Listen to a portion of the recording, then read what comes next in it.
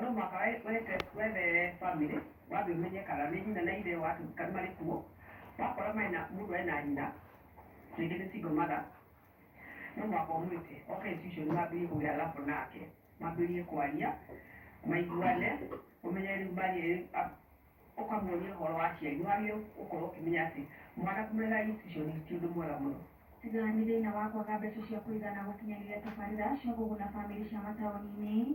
Wambũri arauga kũrĩ na mĩbango mĩingĩ gĩkundi kĩrĩa atongoragia kĩngĩhingia na nĩkĩo mekĩrĩire kũrutithania wĩra na ikundi itiganĩte nĩguo kũimbaimbia kĩondo gĩa kĩgĩna gĩkĩ. Nĩtwathire kũgũra mũgũnda ĩka 20 kũrĩ mabuko na tũkĩheo taito koguo ithe twacokire twaikarire thĩ na mbũri ya Okay. Hello, my viewer. Welcome to the Beekeeper podcast, the channel. And today, being a very, very important day in our life, being the first day of October 2024, the day we are seeing a great motion in our parliament, the impeachment of our deputy president. So I want to give a word about whatever is happening, and I want to base myself with what our constitution of 2010 says. 150 says the removal of the deputy president. And then we go to the impeachment, because that's what is just about to happen in a few minutes. So they say impeachment where there are serious reasons to believe that the deputy president has committed a crime under national or international law. Okay, there are many other reasons, but I just want to concentrate on that particular one. And even on the whole statement, I want to just take that word to believe. And I don't know what comes into your mind, my viewer and listener, when you hear the word to believe, because they say serious reason to believe. And as we have seen, we have become so political. Every time we are seeing politics, campaigns after campaigns.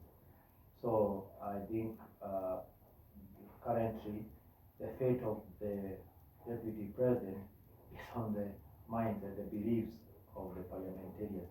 If they believe that he has committed these crimes, then he is about to go home to the village. He is really a villager. And from the conversation everywhere in all the medias, people are talking about what might happen, what is he going to survive, and then what happens after the impeachment, whether he survives or not. But for me, I want us to to ask ourselves, how did we find ourselves in this juncture? Where are all these things coming from? And so allow me to just go a little bit back to the time of the campaigns. And I remember it was very, very unfortunate that the choice of the deputy president was very much on tribal basis. That's why we saw all the major parties, UDA, ODM, they were looking not for a deputy president or somebody who could govern this nation or who could build the nation, but they were looking for somebody who would bring votes from a certain region. And that's why we found ourselves in the hands of this deputy president, Rigathi Gachagua, and even the ODM had chosen the lady, Mother Karua, not because maybe they would be the best deputy president, but because of the region. And then, so I remember for me, I had seen the politics of Kenya, and I remember I had written an article with the African Uncensored on Kenyan politics and sociology, and I had indicated that we need to have like 3 horses in Kenya, and one of the horses was like the dynasties, the 3 big families in Kenya. We know them, we don't have to mention them. And then we go to horse, and I wanted to call it the horse of the thieves, or because this country has had so many thieves, people who are elected by citizens, but when they get their seat, they are always looking for their stomach. They just want to get wealth, so that they will be asking people to beg from them. So that was the second horse of thieves. And then I thought we would have a third horse, although it had started coming up, but I think they feared. I remember we had seen some technocrats, some aristocrats coming together to form kind of a party, like people like Rigathi Gachagua and Musiemi, and the likes. I remember even Moses Kule was in that team, Kijuri. Yeah, people who I felt would take this country to a very to higher levels. But politics, we are still the developed country, so democracy is not. We are not really democratic country. So the horses that really had power, those who had stolen, they had enough resources to go around the country and to ask for votes. And the dynasties, they had everything. They had the systems, the powers, but Mungu ni nani? We saw what happened. But then, when now election came, and I would say the thief horse, won, and many people were worried. Very few people, I think, who were excited. I know even those who voted for the UDA, they were surprised. They couldn't believe. Even the people themselves, those who are voted, they say, how did we manage to put down the system, the deep state and all this? They couldn't believe. Although we saw them giving an excuse or saying, no, it was not anything, but it was God, because they had used the churches for campaign. And many people, especially the people in the church, are wondering, how did we accept such people to come into our church and lie to us? And I had a thought that the churches are the best places for thieves. It's only in the church where somebody can lie to you, can steal from you, can steal all the money, and you can do nothing. As we are seeing nowadays, many people are saying churches are businesses, but they're not just businesses, but we see many people being conned. Conmanship is there. So somebody goes, sells your property, you take your money to the church, or you go get an employment, and a big chunk of your salary you are taking to the church. So for me, it was not a surprise that the thieves would find a very nice ground in the church, because that's where lies. And even the founder of our master, Jesus Christ, did not have a problem with thieves. Remember, he was even crucified with two thieves, so he was a friend of thieves. He even said he did not come for the just and the good, he came for the sick, and most of the sick people are thieves. So that's why, if you want to meet thieves, just visit one place in a Sunday and find people there. Some are on the altar there, and others are seated here waiting to be given a microphone. So anyway, that was not the topic of the day. We are on the impeachment of the deputy president. So after it happened, they won and they were sworn in. I remember my reaction immediately was, oh, so it has happened. And I felt like whatever had happened previously in the other elections in Kiambu County was now to happen again. So I told the people who are close to me that this is just a transitional government, just as in Kiambu County when the Governor Waititu had come. He had just come as a transition to come and help Kiambu people get rid of the dynastic governor who was there, the first governor, because he had become proud. He thought that this is his county, so Kiambu needed somebody who would come and bulldoze and change things. The same case with Kenya. So I remember telling some people, you just wait after some time, Wachitu will go, and he did not last for long. And I believe he did his job. That's why when I meet him, I always tell him, I hope one day I'll be able to slaughter a goat for you because you really did wonderful job for Kiambu County. Kiambu people should never forget Waititu, even if because he had not come to govern, to be a governor of Kiambu, but his main task was to remove the dynasty that was there. The same case with UDA, with President Ruto and his deputy and the government was chosen by God. That one I have no doubt, but just to come and be a transition to get rid of this new colonial government, where because we have seen we have been ruled by basically like three families, and everybody knew that leadership in Kenya should only come from such families. So it was a good opportunity to realize that God can choose any leader from whatever part. So that was a plus. And that was the work of this government to come and get rid of the dynasty, so that now, after a while, we may be able now to be self-governed, so that Kenya can become democratic. And that's where we are now. We are almost getting there.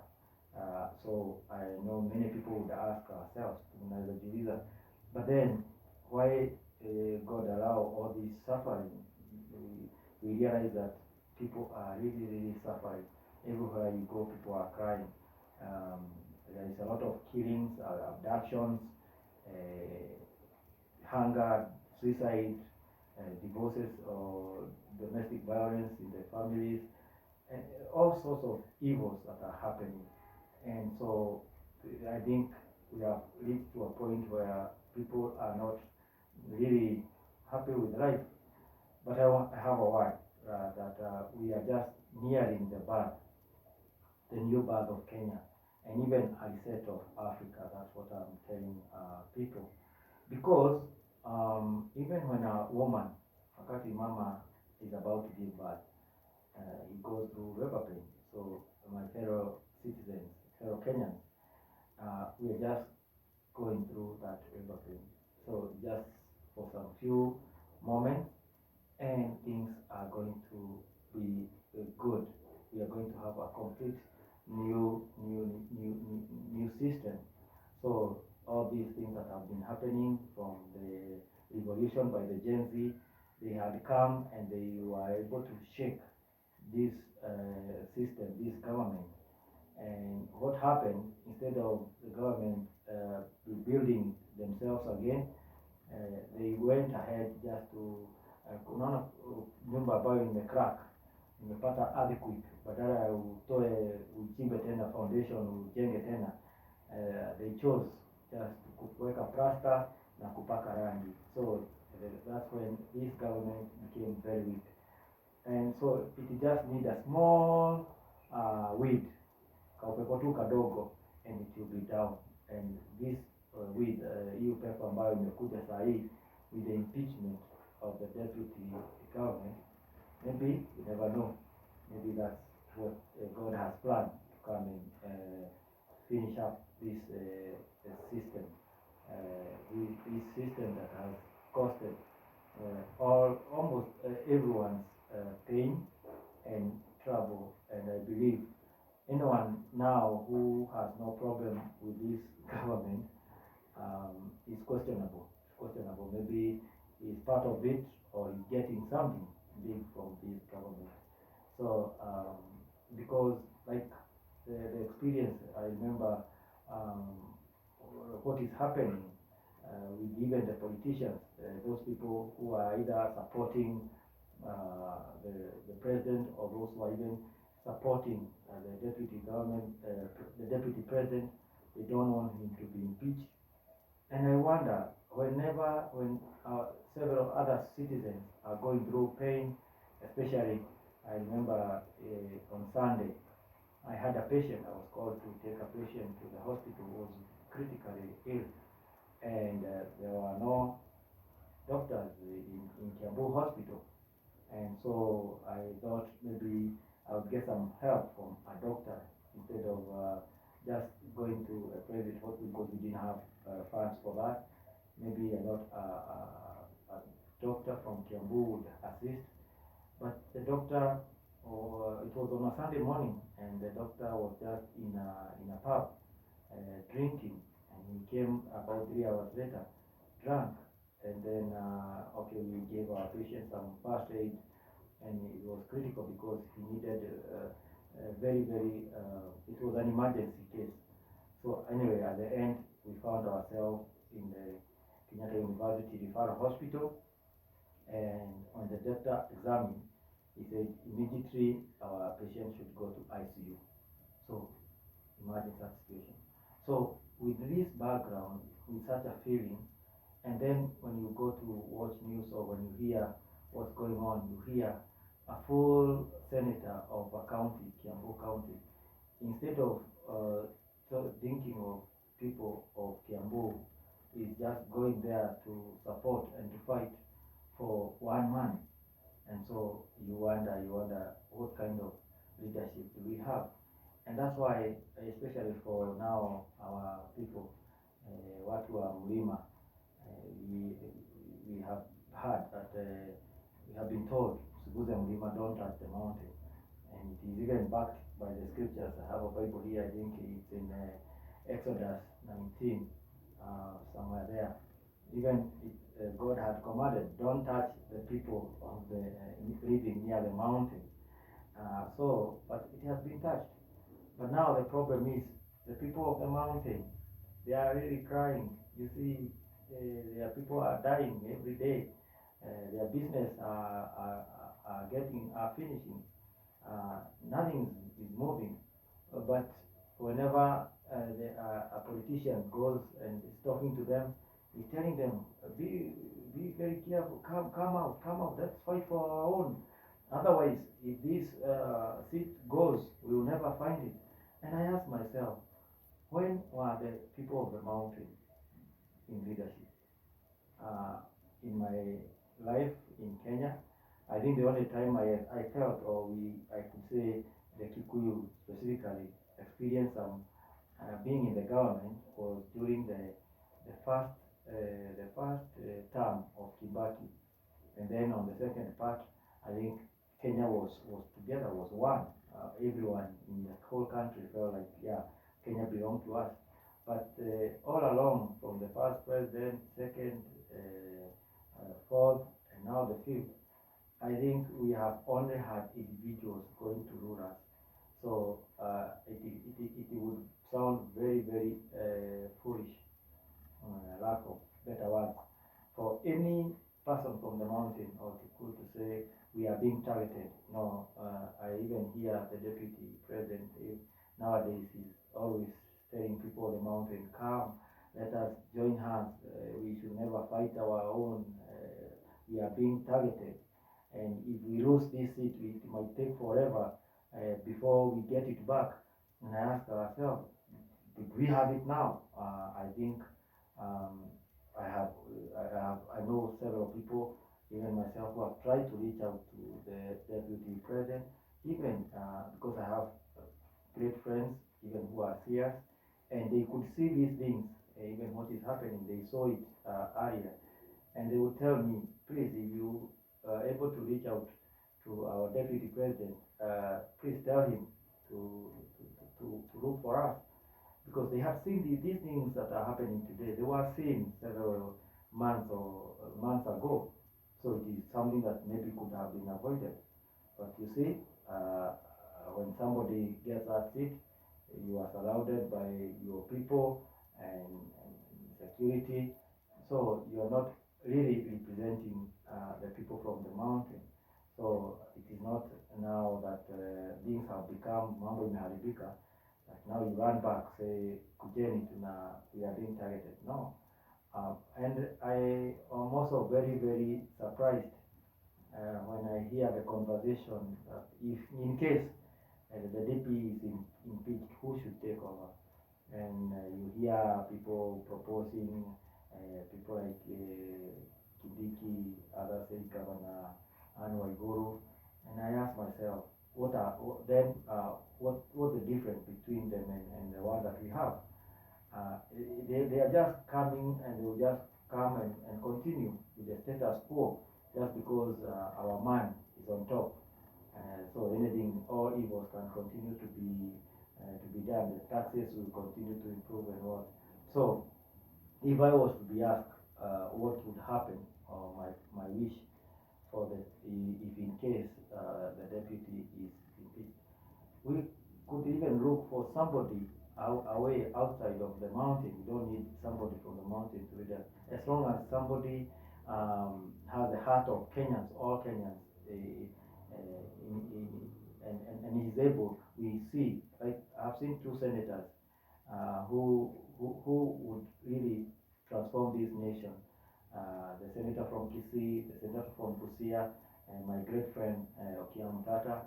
Those are people, although maybe I pray maybe they should not get into this kind of a rotten government. We should just wait and see how God is going to deal with them. And maybe those are great candidates that we may look after now this government. Maybe they are the people who are coming to save Kenya. And also, I think the mountain is also not very badly off. At least we have one person who is also fighting for the citizens. That is my great member of parliament in my constituency, Itongori, Daktari, Dr. Wamuchomba. I think he is even much better than anyone else for that city. It must be a person from the mountain. I think Governor Wamuchomba would be the best person to deal with this, especially with our current president. I remember hearing her telling Moses Kuria during a function, at anyway, we have heard you have been given a job at the State House, which is a good job, but now the problem is umeambiwa uende advise serikali, lakini hakuna mtu wa kuwa advise. So I think Governor Wamuchomba will do a great job in our country, either now or maybe later after this government. So we have asked ourselves where we came from, how we have come to this juncture of having to impeach a deputy president. So that is the situation currently. So whatever happens, for me, I believe ni mapenzi ya Mungu. It is the will of God. And as I've stated very clearly, we are getting into a new birth, a reset. And yeah, so we wait and see what is going to happen, so that all these evils that tunaona may come to an end. Anyway, you cannot say, although we have prophets and who see, we have heard so many people prophesying so many even weird things. Anyway, because for me, I'll just leave it at that and say, let's wait and see eagerly what happens at the parliament, how the process goes, and then we see, because I don't see UDA going up to 2027. Maybe God has a better plan for us as Kenyans, as Africans, before the end of this year. God bless you. God bless Kenya. God bless Africa.